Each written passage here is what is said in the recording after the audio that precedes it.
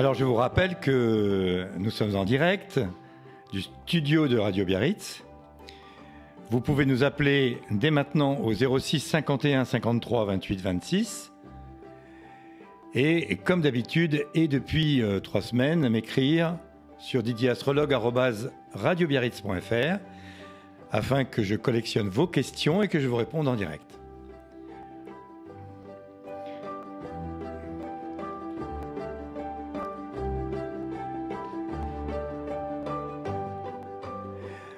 Bon, alors on va souhaiter un bon anniversaire aux Scorpions qui sont du 16 novembre. Voilà, on rentre dans le troisième tiers du Scorpion. Et ce soleil en Scorpion, il n'y a que le soleil, on ne parle que du soleil, eh bien, se manifeste à côté de planètes qui sont redevenues directes ou qui reviennent directes, comme par exemple Saturne, qui est redevenu direct en Poisson, et qui donc exerce avec les premiers décans du Scorpion une position agréable et constructive.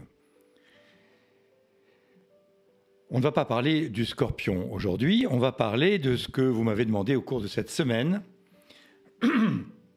et évidemment au décours de vous que j'ai reçus chez moi, ou en direct ou en visio, pour répondre à 2-3 questions qui vous ont semblé essentielles.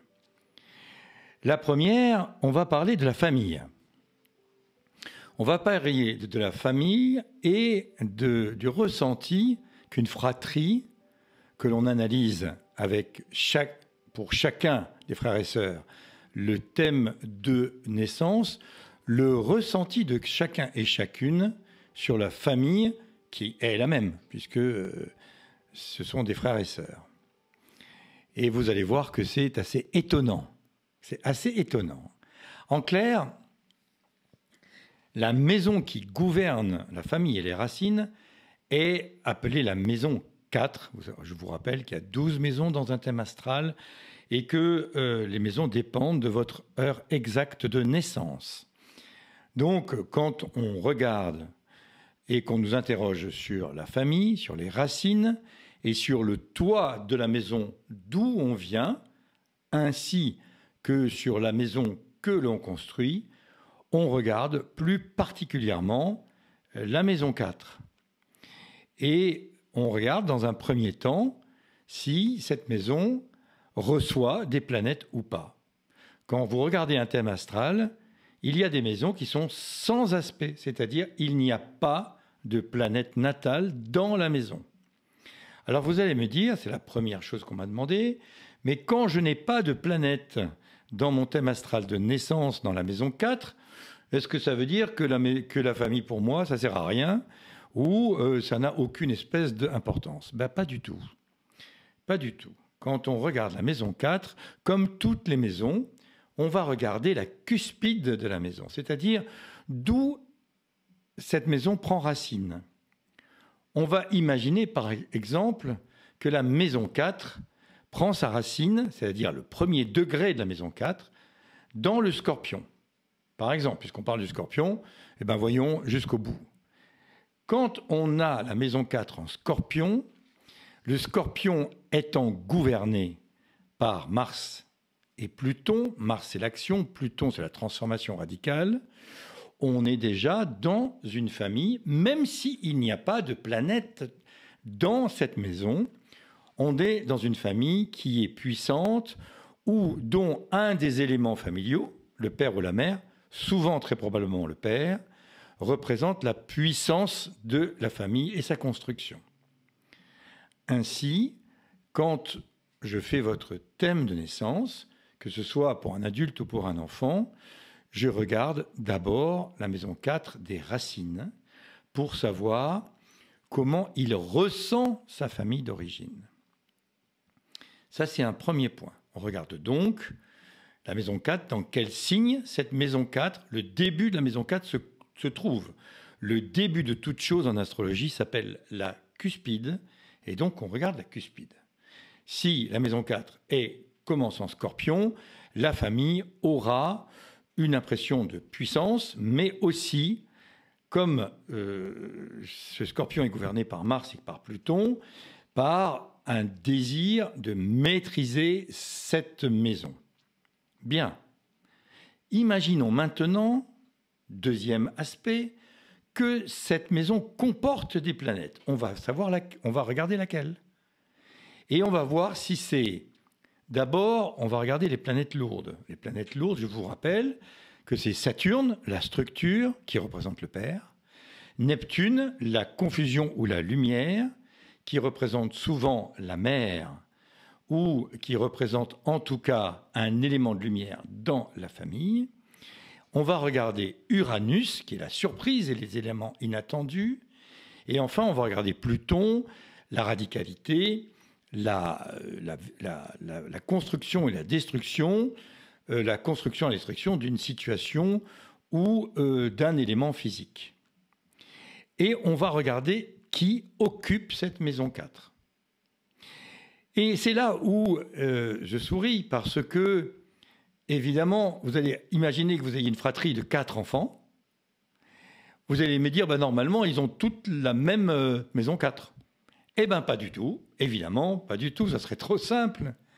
Parce que le ressenti de chacun de ses frères et sœurs va être différent dans cette famille. Donc, première conclusion qu'on va demander de retenir, c'est que la maison 4 n'exprime pas une réalité d'une famille, mais le ressenti que l'on sent à travers notre famille d'origine.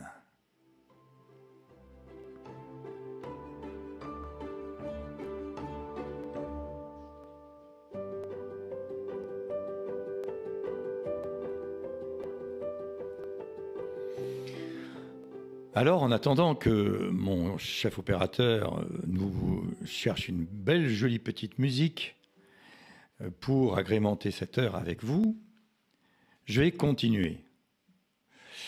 Imaginons donc qu'il y ait une famille avec deux frères et deux sœurs.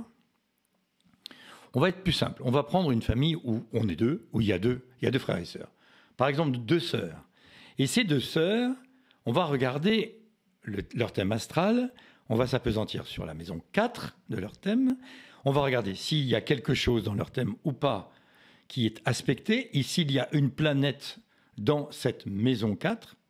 Et ensuite, on va regarder le type de la planète, qu'est-ce qu'elle représente, et quel ressenti les 2 sœurs vont avoir de convenable ou de différent, de rapprochant ou de différent à travers cette maison 4. Eh bien, très souvent, je reçois des sœurs ou des frères et sœurs. Et il est extrêmement peu fréquent que le ressenti soit le même. Pourquoi ? Parce que d'abord, il peut y avoir énormément d'événements qui sont produits. D'abord, il y en a un qui est nécessairement né avant l'autre, et que si c'est celui qui est nécessairement né avant l'autre est la première, eh bien, la famille, les racines de la famille, le père et la mère, vont expérimenter leurs armes sur ce premier enfant, en bien ou en mal, suivant leur environnement, suivant leurs thèmes à eux principaux, et comment ils vont renvoyer l'image qu'ils ont reçue de leur éducation et de leur famille à travers l'enfant qui vient de naître. Le deuxième récolte à la fois les bienfaits et les entropies ou les erreurs que l'on a fait sur le premier enfant. Ainsi, on va regarder les différences. Ça, c'est 1. Donc, ne croyez pas, je le répète, la maison 4 ne rappelle pas une réalité, mais un ressenti de notre famille d'origine. On va imaginer maintenant qu'il y ait quelques planètes. On va voir par exemple Uranus en maison 4. Uranus en maison 4, si par exemple les 2 sœurs ont Uranus en maison 4, eh bien ça voudra dire que la famille a déménagé souvent, pendant l'enfance, ou qu'il y a eu des éléments disparates qui ont fait que la famille a bougé, soit dans les racines elles-mêmes, le père et la mère se sont séparés ou pas, soit un des 2 éléments est parti en voyage et a été souvent absent, et que l'élément qui est analysé, le thème qui est analysé, démontre qu'il y a eu des allers-retours, des déplacements dans cette famille. Suivant le reste du thème, ces déplacements seront bouleversants pour l'équilibre de celui ou celle que l'on analyse, ou au contraire structurants. Si vous êtes Sagittaire, en soleil Sagittaire, et que vous avez Uranus en maison 4, ça ne vous dérangera pas, jamais, d'avoir une famille voyageuse ou qui a déménagé souvent. Ça ne vous gênera pas, puisque le Sagittaire adore le voyage, les déplacements et le mouvement. Si par contre, vous êtes une petite Vierge ou un petit Capricorne tout gentil, qui adore la stabilité et l'ancrage, des déménagements nombreux dans une famille signeront une fragilisation de l'enfance.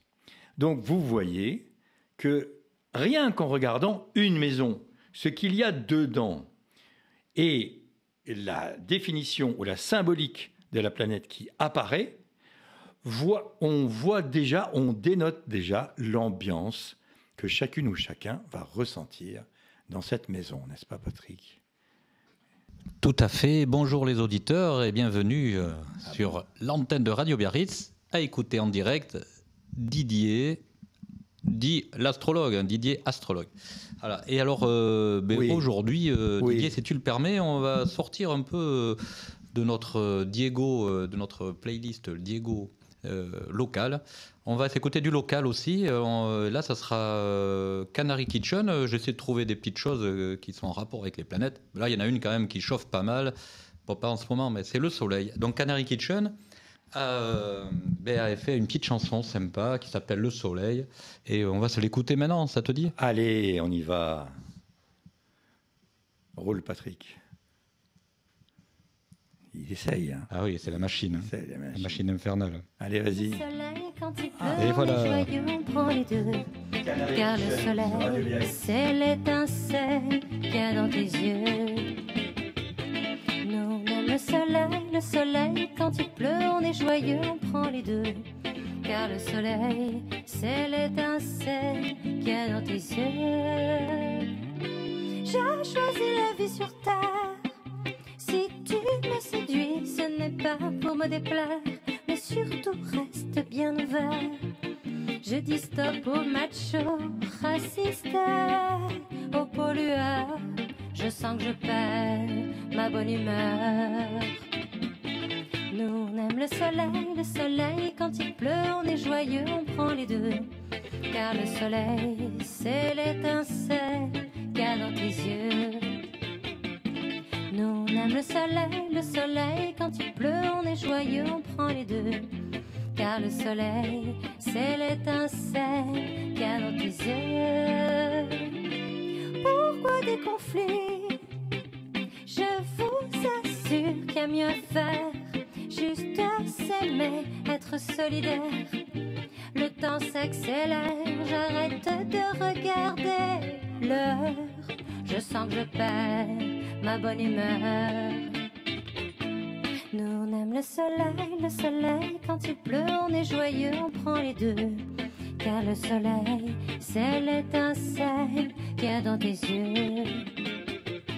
Nous on aime le soleil, quand il pleut, on est joyeux, on prend les deux. Car le soleil, c'est l'étincelle qu'il y a dans tes yeux. Quand le train fonce sur les rails, mon corps astral s'échappe vers le Mistral. L'esprit voyage dans les étoiles. Je n'ai plus envie de me battre, simplement d'être à l'heure.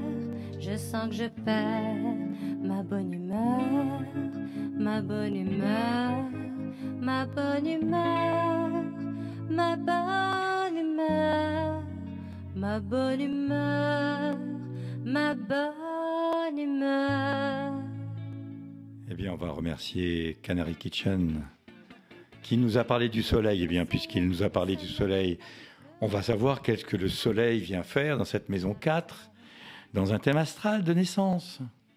Rebondissons avec légèreté et joie et bonne humeur. Quand on a le soleil en maison 4, on est le roi ou la reine de son foyer. Oh, que c'est mignon ça, quand même. Et donc, on est très branché sur le foyer, sur la famille, et on est très attentif aux éléments familiaux. on verra si ce Soleil est accompagné ou pas d'autres planètes qui seraient en bon aspect ou en mauvais aspect avec lui. Mais on retient aujourd'hui que quand en maison 4 on a le Soleil, c'est une bonne nouvelle parce que finalement on rayonne à travers le toit de sa maison, soit la maison d'origine, soit la maison qu'on veut construire. Mais ça on le verra un peu plus tard. On va imaginer maintenant qu'il y ait, on a vu Uranus, la surprise, on a vu... Imaginez qu'il y ait Saturne dans cette maison 4. Eh bien, la Saturne en maison 4, c'est souvent un signe de responsabilité et de froid, en tout cas de rigueur, de persévérance. On va voir si Saturne est bien aspecté. Mais en général, quand Saturne est en maison froid, l'enfance est plutôt un peu refroidie dans une atmosphère un peu lourdingue, on va dire comme ça, voilà. L'atmosphère un peu lourdingue, parce qu'il peut y avoir eu...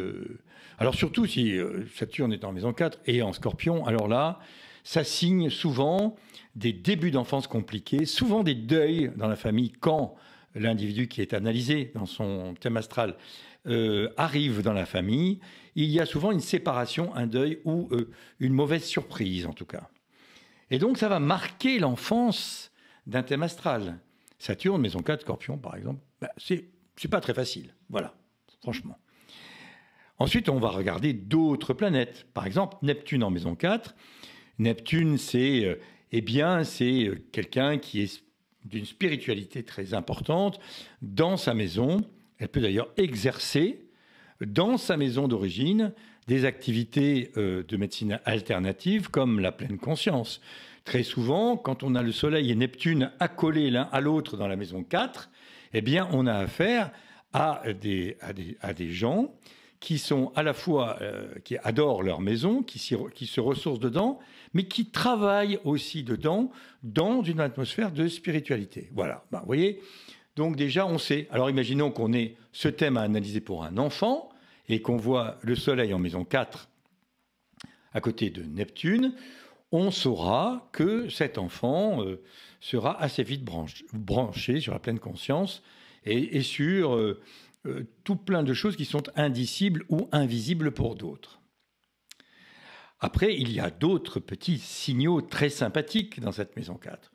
On va imaginer par exemple qu'il y ait Vénus. Alors Vénus, la symbolique de l'amour et de l'argent dans la maison 4 signe en général un rapport très harmonieux avec la maman, signe en général une certaine... il est agréable d'avoir vécu cette enfance dans cette famille, si nous avons affaire bien sûr à un adulte. Et c'est un signe de joyeuseté, un signe de... Voilà, c'est léger, ça part bien, ça part bien. Alors, et Jupiter, pour ne citer que lui, la planète de la chance, dans la maison 4, indique une famille joyeuse, plutôt assez à l'aise au plan financier, ou qui apportera des biens financiers au cours de la vie. Vous voyez, alors vous allez me dire, c'est pas juste, alors si j'ai pas de planète, ou que j'ai Saturne, que Saturne est mal aspecté, et que j'ai Uranus qui vient m'embêter, on part mal. Eh ben, je suis désolé, c'est comme ça. Alors, certains vont appeler ça le destin, d'autres la distribution aléatoire des cartes. Je ne sais pas vous répondre, mais en tout cas, en attendant de voir Mercure et de voir Mars dans la maison 4, nous allons aller écouter quelque chose de sympathique, je suppose, Patrick. Patrick, qu'est-ce que tu me racontes? Ah ben là, on va rester local. Allez, restons local. Bon, on va rester local parce qu'on aime bien quand on est Pi direct. Et puis là, on va s'écouter Zézé. On change. Là, on va rester. C'est un peu électro, mais tu vas voir. Je pense que tu vas apprécier.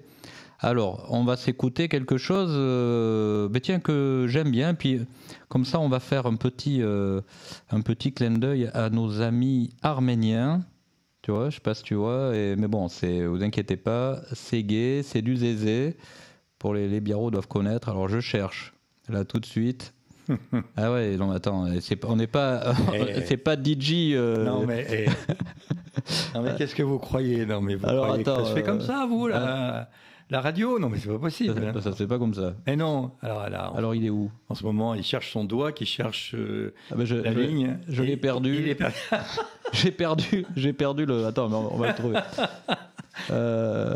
Vous êtes sur Radio Biarritz, hein, je vous rappelle, vous êtes en direct. Vous êtes dans une émission en direct qui parle d'astrologie. Et éventuellement, on essaye de dégrainer quelques musiques sympathiques, mais... je l'ai. Tiens, regarde, il l'a. Ça y est, je l'ai. Oh, bah ça, c'est marrant, bon. Il l'a.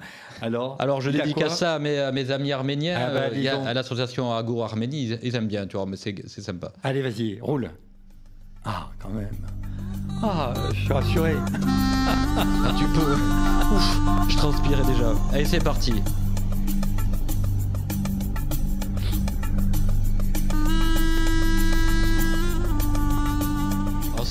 Ça nous fait pas voyager dans les étoiles, mais... Ah, c'est joli, hein. Mais sinon, c'est sympa. C'est joli. Ça, c'est joli. Si vous étiez fidèle de Radio Biarritz, tout l'été, tous les soirs, il y avait une demi-heure de Zézé.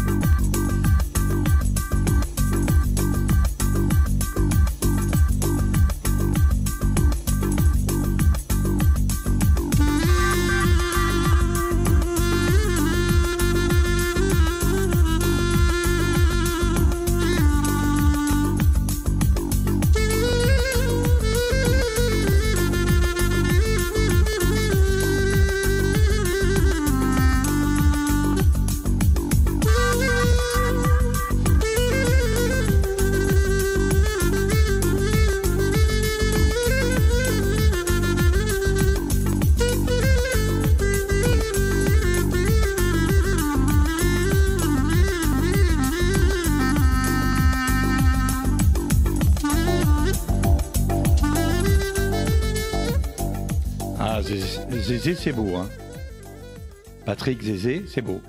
Ah, Zézé, c'est très bien. Ah, Zézé, c'est très bien. Ça met de l'ambiance, tu vois. Ça met de l'ambiance. C'est sympa. Laisse-moi un petit fond comme ça, non? Tu peux pas? Ah ouais. Ah, mais avec plaisir, au contraire. Un petit fond, non mais sans blague. Un joli petit clin d'œil à nos amis arméniens. Alors je continue sur la musique de Zézé. On va imaginer maintenant que dans cette maison 4, il y ait Mars. Mars, l'action, la sexualité, voilà, la décision, Mars en maison 4, va donner... la famille est un tremplin absolu pour grandir et pour progresser. Et donc, vous voyez que ce soit des planètes légères ou des planètes lourdes, même, merci beaucoup Patrick, et des planètes lourdes, nous avons de toute façon une signification très importante de ce que veut nous parler, de ce que veut nous dire cette maison 4. Donc en résumé, et pour clore ce petit début de chapitre sur la maison 4, on en reparlera, cette maison 4, 4 choses à retenir essentielles. La première, la maison 4, c'est la maison de la famille et des racines. C'est la maison de notre famille d'origine et elle nous indique quelle est des planètes à l'intérieur ou pas, l'ambiance de la famille et d'où l'on vient dans cette ambiance. Deuxièmement, la maison 4, qu'elle soit aspectée ou pas, indique un ressenti de la part du thème de celui pour qui on analyse le thème.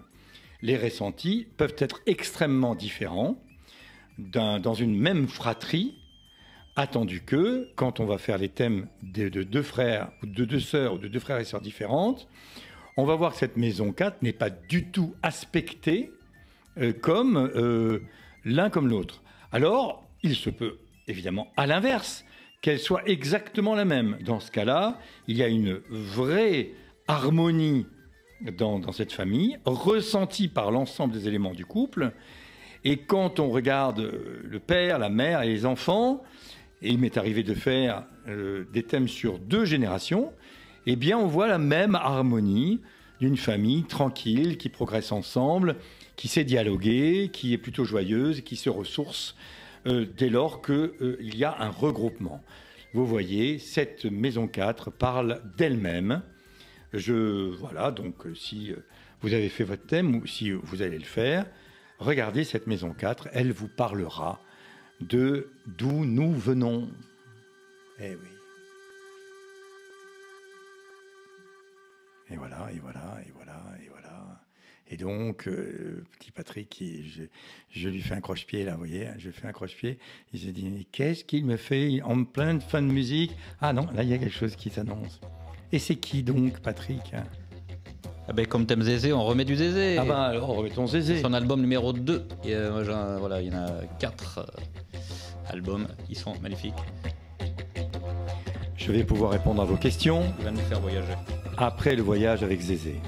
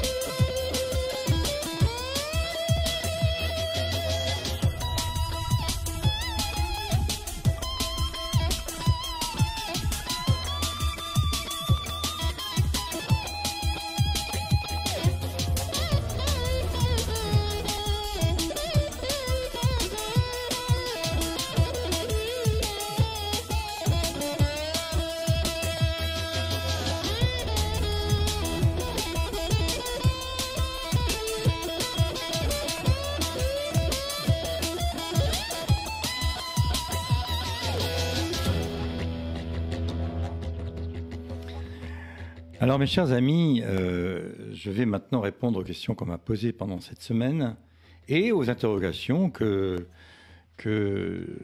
certains qui sont venus me voir ou que j'ai eu en visio m'ont demandé. Alors c'est curieux, cette semaine, on m'a parlé à peu près, tout le monde m'a parlé à peu près de la même chose.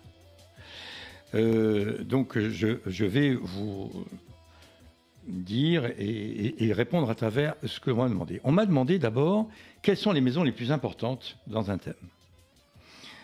Alors, avant de parler de maisons, il faut parler de points dans un thème. Le milieu du ciel, l'ascendant, et le fond du ciel et le descendant, les 4 points cardinaux d'un thème astral sont très importants parce qu'on va regarder dans un premier temps quelle est la planète maîtresse de votre thème et on va regarder celle qui est le plus proche, par exemple, de votre milieu du ciel, qui est le point qui démarre votre maison 10, la maison du destin et de la réussite professionnelle. Donc ça, c'est très important de regarder toutes les planètes qui aspectent votre thème le plus proche de ce milieu du ciel. La deuxième chose, évidemment, c'est l'ascendant. L'ascendant, parce que l'ascendant, c'est, comme vous le savez, la vitrine de chacun, c'est notre fonctionnement extérieur. C'est ce que nous montrons aux gens quand on ne nous connaît pas. C'est ce que nous avançons de nous quand on veut commencer à dialoguer ou à échanger. Cet ascendant, il est bien sûr aspecté ou non par des planètes. Souvent, il est très aspecté. Et donc, la symbolique de chaque planète au regard du dialogue qu'elle va faire avec l'ascendant est très important. Donc ça, c'est une deuxième chose. La troisième chose, c'est la maison 4. On en vient de parler de cette maison 4. La famille et les racines, c'est très important. La troisième, la troisième maison qu'on regarde, eh bien, après, il y a des maisons qui sont plus importantes. Et si, par exemple, on veut regarder la santé, on regarde plutôt la maison 6, qui est la maison de la routine et de la santé, et on regarde comment cette maison est aspectée, s'il y a des planètes dedans, comment ces planètes se parlent, est-ce qu'elles font des jolis angles entre elles, et comment, il n'y a pas de bon thème et de mauvais thème, eh bien, on peut travailler, accepter, intégrer notre thème, qui nous sommes, pour nous améliorer.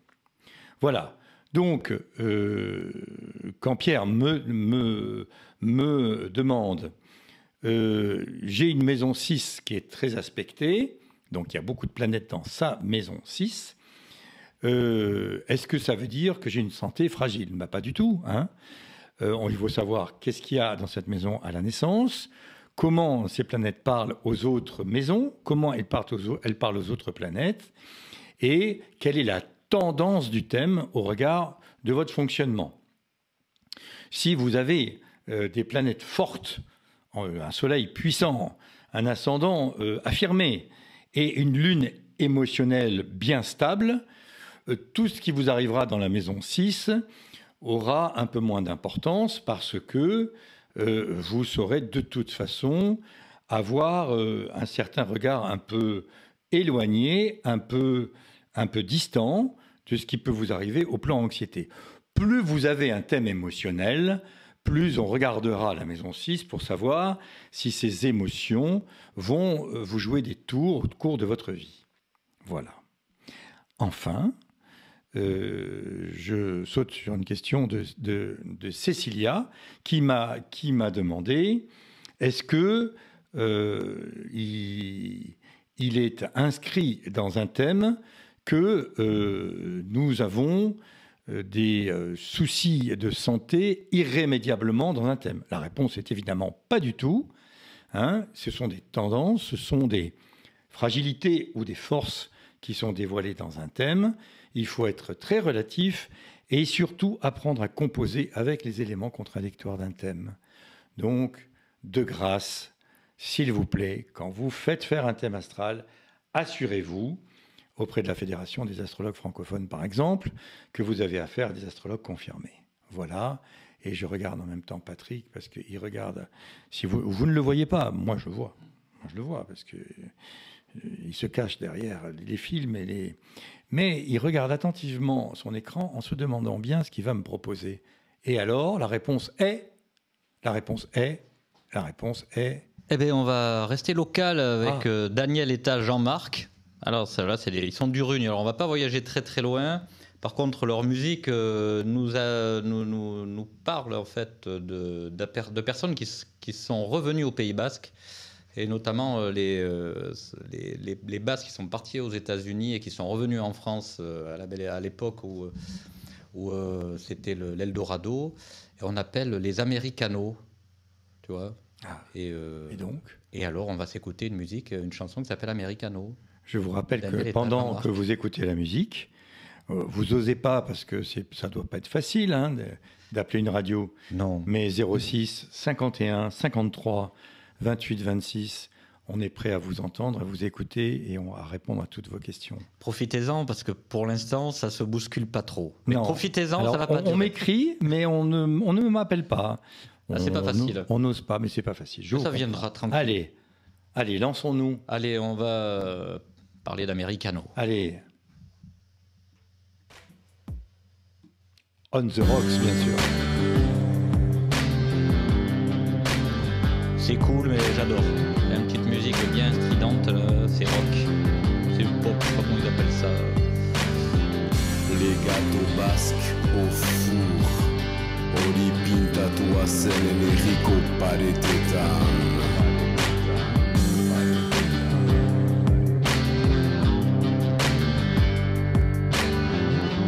Les gâteaux basques au four. Hori irakurtzen nuen goizero amak bere desuguarekin eskolara teramaterakoan. Les gâteaux basques au four. Horrek ukarazi zautan, orain modan deren ibihotzan dudan hizkuntza maitea. gâteau basque au four.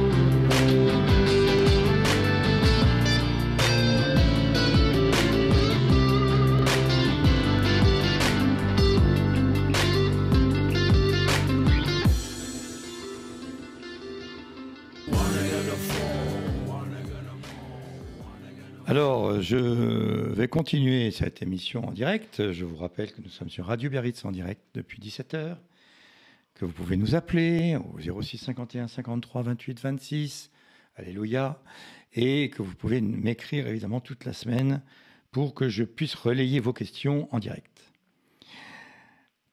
On m'a parlé beaucoup cette semaine des enfants aussi, et donc des adolescents, et des chemins que l'adolescent, à partir de 15-16 ans, veut prendre ou voudrait prendre ou ne sait pas prendre.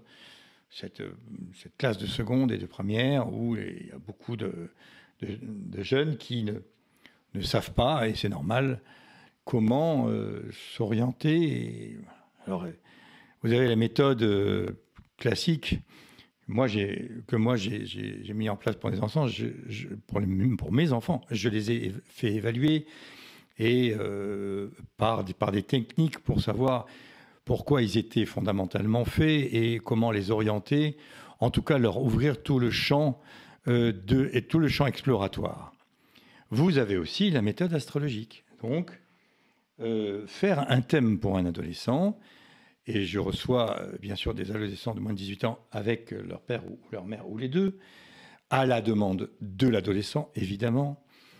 Et donc, ça les éclaire énormément sur comment ils fonctionnent, mettre des mots sur des envies, mettre des mots sur des ressentis, et traduire ces ressentis en les éveillant à leur source et à leur vibration profonde. Et je peux vous dire que c'est un succès plutôt assez incroyable, parce que les jeunes aiment beaucoup, et dès lors qu'on emploie le langage bienveillant et qu'on fait attention à ce qu'on dit, on va déceler des véritables trésors.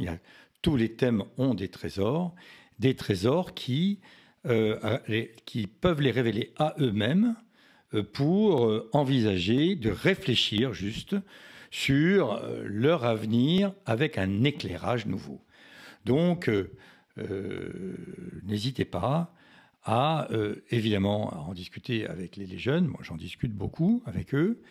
Et s'ils le désirent fortement, cet éclairage, évidemment que je ne fais absolument pas les transits planétaires chez un enfant. Je ne donne pas les cartes éventuelles qu'ils ont dans les mains pour un avenir. Je ne décris que leur fonctionnement. Et un dialogue s'installe et s'établit, souvent d'ailleurs en ma présence avec le père, la mère ou les deux, et qu'ils en sortent souvent assez éclairés sur un chemin qu'ils pourraient prendre ou qu'ils n'ont pas envisagé, et pourquoi pas, quoi. Voilà. Les révélations d'artistes ou ou de gens qui sont des créateurs. Si on a un papa qui insiste pour faire un métier associé aux chiffres ou au je ne sais pas quoi, à quelque chose qui est beaucoup plus réducteur, ne plaira pas à un enfant. Donc avoir la réalité de son essence, de fonctionnement, nous éclairera, et l'éclairera surtout lui ou elle, sur le chemin à faire, quitte à ce que juste il ait un élément de réflexion de plus, mon cher Patrick. Mon cher Patrick. Oui. Qu'est-ce qu'il Mon dit, cher. Hachem ? Quelque chose de bien Oui, écoute, on va mettre une petite touche féminine dans cette émission très Oui. masculine. Oui, parce qu'on a parlé de Il faut dire que Katobas il y a 5 minutes. Ouais, ça, c'est lourd. Hein. Allez. Voilà, on va mettre un peu de légèreté. Oui. Deux jeunes femmes super sympas qu'on a reçues sur Radio Biarritz et qu'on adore et on passe très souvent. Vous allez écouter ça, ça s'écoute comme du petit lait. C'est qui, d'abord? C'est Angie and Jenny. Non. C'est Angie and Jenny. Sur Radio Biarritz. oui. En direct. Yes. On les adore. Allez. And everything seemed to fall apart. I tried to believe in it, but nothing's changed at all. I can't forget about you. I can't control everything that's around me. You can stay in my mind, and nothing's gonna change at all. You can leave my mind, but nothing's gonna change. Tell me when will it does, 'cause I really don't know. Tell me where we going, that everything will be alright. Tell me when will it does, 'cause I really don't know. Tell me where we going, I know that everything will be alright. When you told me that the end was near, that I wouldn't feel fear, it was just a dream.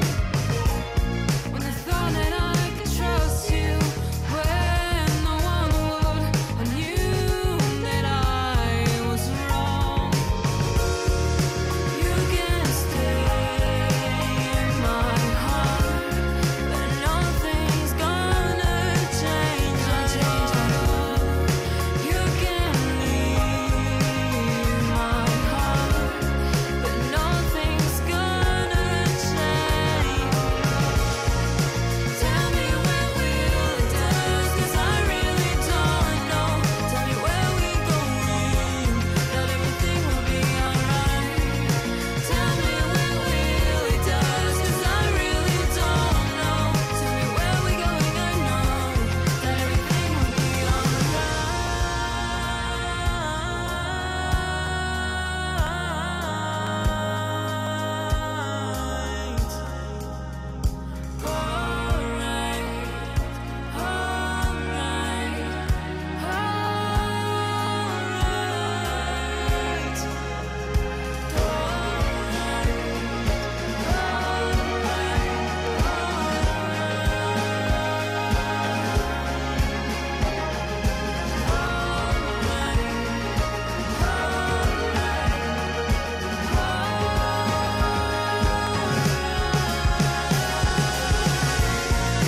Tell me when will it does, 'cause I really don't know. Tell me where we going, that everything will be alright.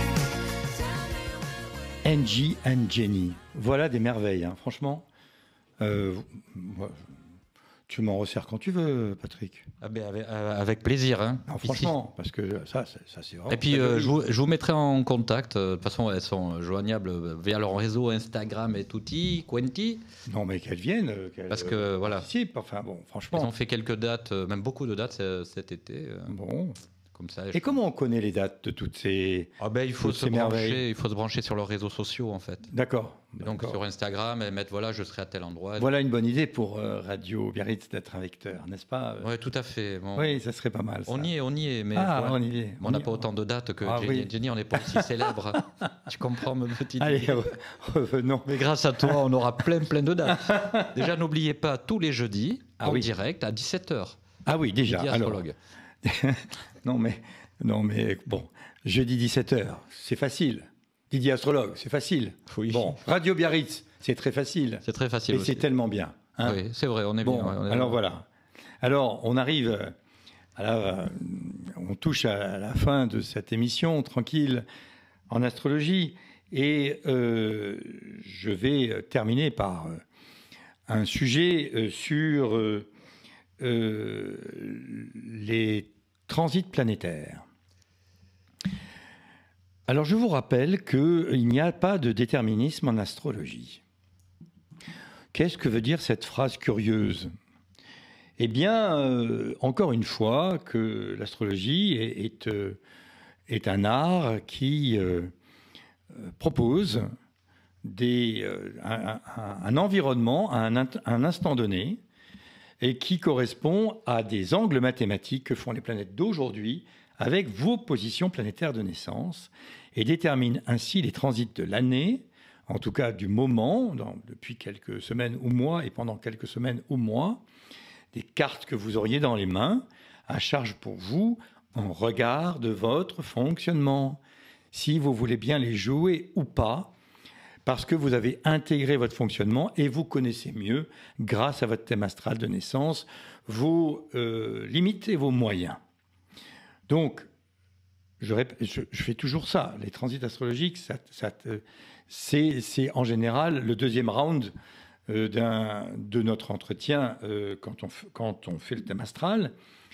Et donc, je commence par le fonctionnement pour bien intégrer et bien discuter et dialoguer au regard de ce que j'ai remarqué, pour savoir si c'est cohérent avec ce que l'individu ressent. Et ensuite, on parle des transits astrologiques. Les transits astrologiques sont d'autant plus importants que la planète concernée qui va aspecter votre thème natal, c'est-à-dire qui va lui parler en direct dans le moment présent, est lourde et sérieuse. Donc, on va surtout regarder les planètes lourdes. Saturne, Pluton, Uranus, Neptune et, dans une moindre mesure, Jupiter. Donc, ces 5 planètes vont déterminer des angles astrologiques avec vos positions planétaires de naissance, qui sont chacune de ces planètes dans une maison, en face d'un signe, et qui va faire des angles plus ou moins harmonieux et qui va déterminer une ambiance qui est décrite depuis 5000 ans et qui ne change pas. Et la difficulté de l'astrologue, c'est de marier les contradictions de ces ambiances au regard des thèmes abordés sur la famille, sur les amours, sur les finances, voilà. Et donc, sur la santé, et c'est très important. Mais les transits planétaires vous décrivent des cartes que vous avez dans les mains, mais en aucun cas, ne vous prédisent quelque chose. Et vous donnent dans une configuration plutôt favorable à ce que je vais vous dire, mais à charge pour vous d'alimenter cette configuration par le fonctionnement que vous avez et par la volonté que vous avez ou pas de faire activer les cartes que vous avez dans les mains. C'est comme aux mouches, vous savez, c'est ce jeu basque où les cartes que nous avons sont importantes, mais la façon de jouer la carte, la façon d'annoncer la carte, la façon de regarder son interlocuteur ou pas, va déterminer la valeur et la puissance de la carte que vous abattez, qu'elle soit mauvaise ou bonne. En mouche, on peut gagner avec un jeu pourri ou perdre avec un jeu magnifique. Donc, rappelez-vous, les transits astrologiques, c'est un moment, c'est une description d'un moment à charge pour nous de le rapprocher de notre fonctionnement. Patrick, qu'est-ce que tu me racontes là? Il me raconte quoi? Mais là, je te raconte une petite chanson très douce, Oui. écrite et composée par Cédric, que tu as peut-être vu souvent à la radio. Il est très doué. Et là, il a fait chanter une jeune femme magnifique. Ça va nous faire du bien. À revenir Mon de ce ivresse. pays où j'aime m'enfuir, où j'aime noyer mes erreurs dans un océan de couleurs. Je me balade dans des forêts où je me perds dans mes idées, où mes peurs s'endorment au vent et tous mes doutes partent en dansant. J'ai mis des heures à redescendre de cette montagne de cendres où j'ai marché sur des je t'aime, sur des pourquoi, sur des quand même.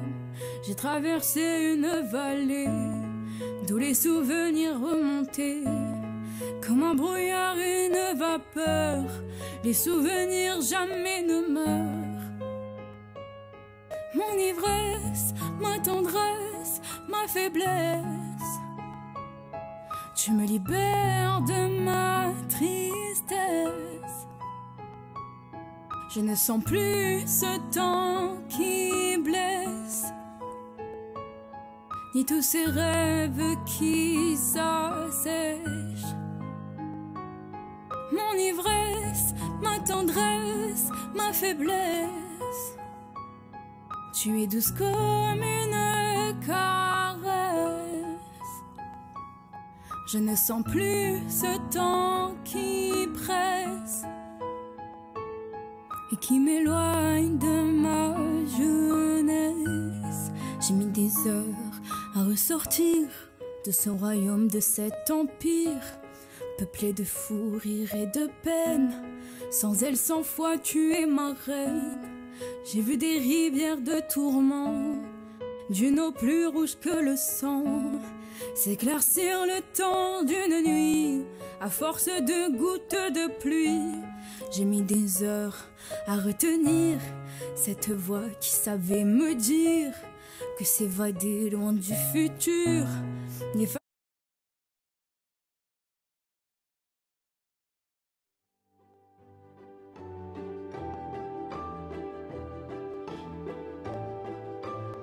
En ligne.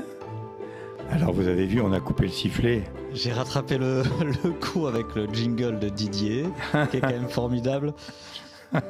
J'ai vu un geste malencontreux, je me suis endormi sur le Patrick clavier. s'endort sur cette belle musique.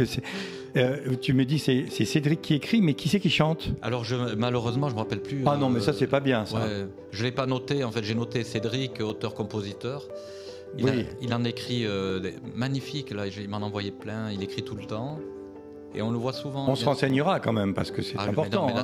On le remet la semaine prochaine. On le remet la semaine prochaine. En attendant, je dirai le nom de la chanteuse. En attendant, mes chers amis, on va terminer cette émission. Je vous souhaite une belle soirée, une belle semaine. Je vous retrouve jeudi prochain. On sera le 23 novembre. On sera dans le Sagittaire. En attendant, rejoignez-moi sur didierAstrologue@radiobiarritz.fr. Prenez rendez-vous si vous voulez, didier-astrologue je ne sais pas quoi. Quelque chose. radiobiarritz.fr. C'est hyper simple en fait. Hein. Et à très bientôt. À très bientôt. Et oui, à très bientôt, chers auditeurs. Merci Didier. Merci beaucoup, Patrick. Et merci d'être là pour nous faire voyager dans les planètes. C'est pas évident, parce que là, on nous ramène tout le temps les pieds sur Terre. Et en ce moment, il y a un peu de gadou. Il y a de la gadoue. Il y a de la gadoue, beaucoup de gadoue. Ouais. Voilà. On va rebasculer sur le sillon intemporel de musique et de poésie. À bientôt. Didier, à la semaine prochaine. À bientôt. À la semaine prochaine. Salut tout le monde. Salut.